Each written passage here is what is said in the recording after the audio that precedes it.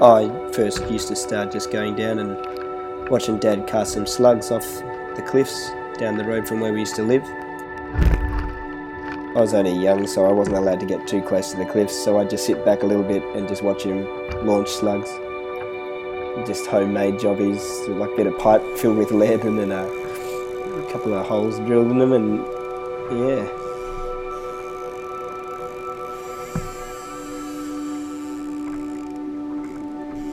We would just whip down and go for, half an hour. Just fit it in whenever we could, really, or whenever the weather looked good or whenever he had a good feeling. Wouldn't necessarily be a long time, or very rarely was long, usually under an hour. People would be fishing there all day, and we'd just jump out of the van, bag a couple of tailor and jump straight in the car and burn off, and you could see their faces just shaking their heads. Eventually I moved up to the Gold Coast, and to be honest, I struggled a little bit fishing wise. It's just nothing I was used to. Like down back where I grew up, there's just sand, so the whole place is made of sandstone.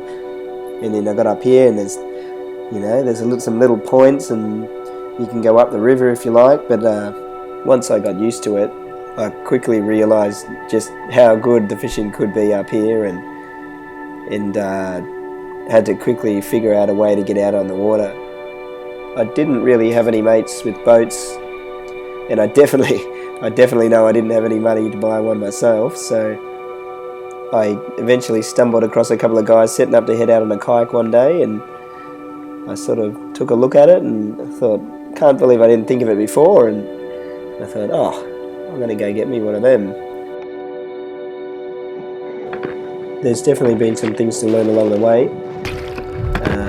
I've definitely come off quite a few times and been hit in the head maybe twice in a serious way, but generally it's just water, and you just get knocked off and jump back on again.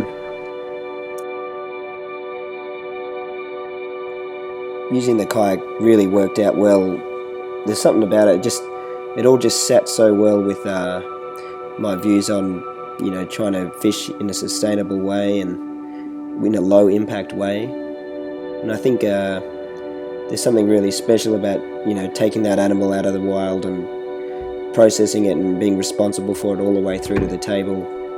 And I really get a real enjoyment out of seeing everyone enjoy the fish I catch, and we all eat fish at home, and nothing ever goes to waste.